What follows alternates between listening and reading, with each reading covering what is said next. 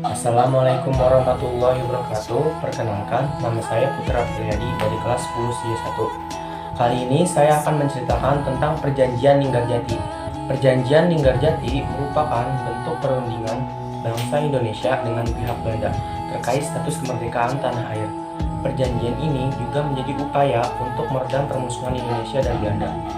Perundingan ini berawal dari keinginan Belanda untuk menguasai Indonesia ketika masa penjajahan berakhir.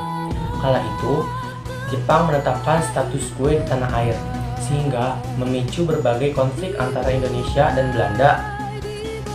Salah satunya adalah pertempuran Surabaya pada tanggal 10 November 1945. Pertempuran antara Indonesia dan Belanda kerap menimbulkan kerugian untuk kedua pihak. Akhirnya, keduanya setuju untuk melakukan kesepakatan dengan Inggris sebagai pihak penengah. Pihak Inggris yang diwakili oleh Sir Archibald Coker mengundang Indonesia dan Belanda untuk berunding dengan Hoogevelde. Sayangnya, perundingan ini gagal karena perbedaan pendapat antara kedua belah pihak.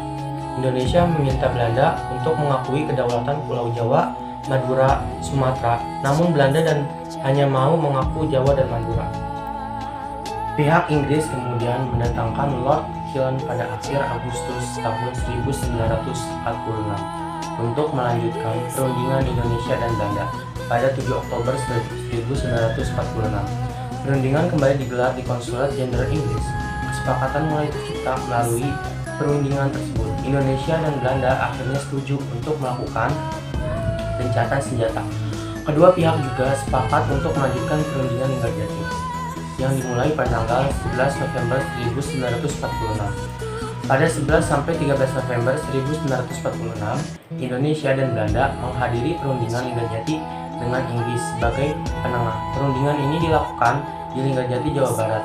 Pada 15 November 1946, Perjanjian Linggarjati akhirnya selesai dibentuk. Kemudian pada 25 Maret tahun 1947, perjanjian tersebut ditandatangani oleh kedua pihak.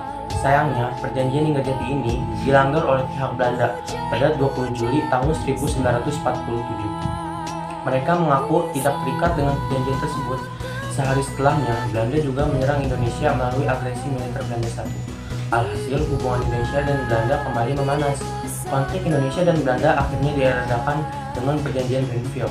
Meskipun begitu, perjanjian tersebut sebenarnya banyak memberikan kegiatan untuk pihak Indonesia. Sekian dari saya, kurang lebihnya mohon maaf. Wassalamualaikum warahmatullahi wabarakatuh.